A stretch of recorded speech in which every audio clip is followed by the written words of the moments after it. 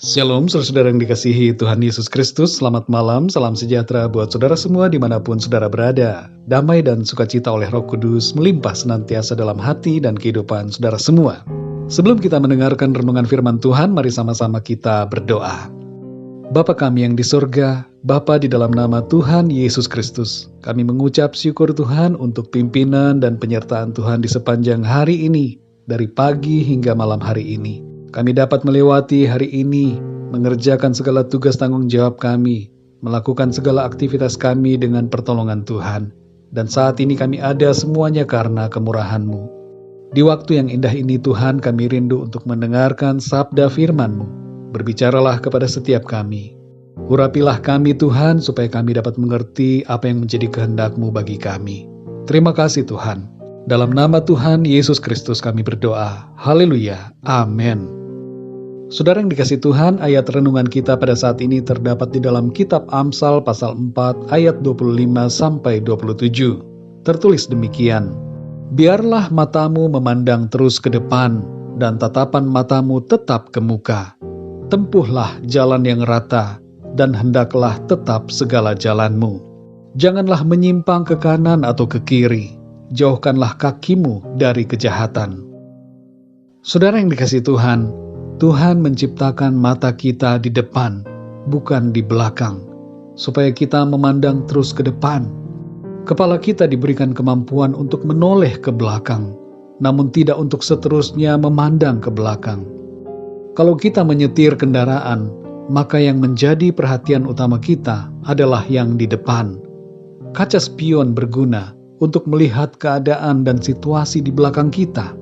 Tapi presentasi fokus kita yang terbesar adalah yang di depan, karena kita tidak berjalan mundur, melainkan maju.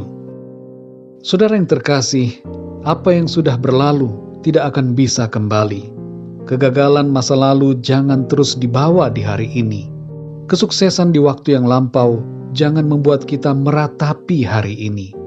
Kehidupan harus berjalan terus, dan percayalah bahwa hari esok akan lebih baik, karena Tuhan punya rencana yang indah buat setiap kita. Tuhan merancangkan kebahagiaan kekal untuk saudara dan saya. Saudara yang dikasihi Tuhan, Amsal 4 ayat 25-27 mengajarkan kita 3 hal. Yang pertama, pandanglah terus ke depan, tatap hari esok dengan iman dan harapan. Winston Churchill pernah mengatakan, kalau kita terus berdebat dan mempermasalahkan masa lalu dan masa kini, kita akan kehilangan masa depan. Jangan biarkan hati kita terjebak dengan masa yang lalu. Percayalah bahwa hari esok selalu akan lebih baik daripada hari ini. Secara lahiriah, saudara, memang kita akan semakin bertambah tua. Kita semua akan mengalami kematian jasmani. Tapi itu bukan akhir dari segala-galanya. Kita akan berjumpa dengan Tuhan Yesus dan hidup kekal selamanya. Selama kita hidup di bumi ini, hari-hari kita akan penuh dengan berkat dan sukacita Tuhan. Firman Tuhan berkata bahwa jalan hidup kita, orang-orang yang benar, semakin terang seiring dengan waktu, sampai rembang tengah hari, di mana cahayanya begitu menyilaukan.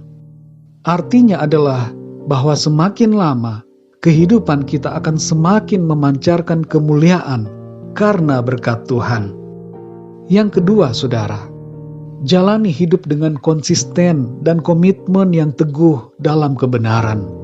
Sebuah quote mengatakan bahwa kesuksesan tidak dihasilkan dari apa yang kita lakukan sekali-sekali, tapi dihasilkan dari komitmen dan konsistensi kita dalam melakukan sesuatu. Begitu pula dengan hidup dalam kebenaran, diperlukan komitmen dan konsistensi hati dan sikap untuk menuruti kehendak Tuhan.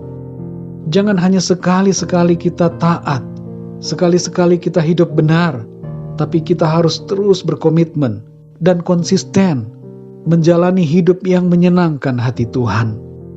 Orang-orang benar akan berbahagia dan mengalami berkat Tuhan. Jangan menyerah dengan keadaan. Teruslah setia, saudara, walaupun ada banyak tantangan. Yang ketiga, jangan teralihkan dengan berbagai hal yang dapat mengganggu fokus kita pada panggilan Tuhan. Ada kata-kata bijak yang mengatakan, jikalau musuh tidak dapat mengalahkanmu, maka ia akan berusaha mengalihkan perhatianmu. Suatu kali dalam sebuah pertandingan tenis dunia, salah satu petenis menyadari bahwa ia tidak dapat mengalahkan lawannya, maka ia melakukan hal-hal yang membuat lawannya emosi. Emosi itu membuat lawannya teralihkan dari fokusnya untuk menang, dan ia pun kalah dari petenis yang seharusnya ia bisa kalahkan. Saudara yang terkasih, perjalanan kita menuju tanah perjanjian yang kekal jangan sampai terhalang oleh berbagai hal yang mencoba mengalihkan kita dari fokus tujuan. Iblis berusaha untuk mengganggu perhatian kita. Iblis berusaha menggoda kita dengan berbagai cara supaya kita menyimpang dari jalan-jalan Tuhan. Tapi saudara yang dikasihi Tuhan, mari tetapkan hati untuk tidak teralihkan dari tujuan kita yang kekal. Jangan tertarik dengan berbagai dosa dan kejahatan. Tetaplah pandang pada panggilan surgawi dan berlari-lari menuju kepada tujuan kita yang kekal. Mari kita berdoa, saudara. Bapa kami yang di sorga, Bapa di dalam nama Tuhan Yesus Kristus, kami mengucap syukur Tuhan, oleh karena firman-Mu yang pada hari ini kembali mengajarkan kami, agar kami terus memandang ke depan, tidak terjebak dengan masa lalu kami, tapi kami senantiasa bersuka cita, menjalani hari ini, dan menatap hari esok dengan iman dan pengharapan kepada Tuhan. Engkau punya rencana yang baik dan indah bagi kami. Kami percaya janji firman-Mu. Engkau memelihara hidup kami di bumi ini, dan Engkau juga menyediakan kehidupan yang kekal bagi kami. Tolong kami ya Tuhan, kuatkan dan teguhkan hati kami, supaya kami tetap konsisten dan berkomitmen yang penuh untuk selalu hidup dalam kebenaran-Mu. Mampukan kami ya Tuhan, untuk menang atas segala cobaan dan berbagai godaan yang mencoba untuk menghalangi jalan kami, yang mencoba untuk mengalihkan perhatian kami dari tujuan yang kekal di dalam Engkau. Terima kasih Tuhan, kami bersyukur untuk firman-Mu. Biarlah kuasa firman-Mu terus membaharui kami dan memampukan kami untuk hidup benar di hadapan-Mu. Pada malam hari ini ya Tuhan, kembali kami akan beristirahat. Lindungilah kami dengan kuat kuasa-Mu. Berkati kami, berikan kami tidur yang nyenyak, dan bangunkan kami kembali ya Tuhan, dengan tubuh yang sehat diberkati Tuhan, untuk kami pakai mengerjakan perkara-perkara yang mulia dan yang berkenan kepada Tuhan. Terima kasih Tuhan.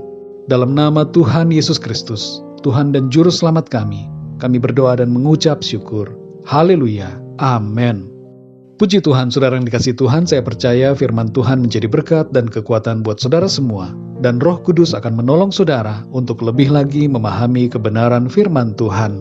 Tuhan Yesus memberkati saudara semua. Selamat malam, selamat beristirahat, dan sampai jumpa dalam renungan yang berikutnya. Haleluya.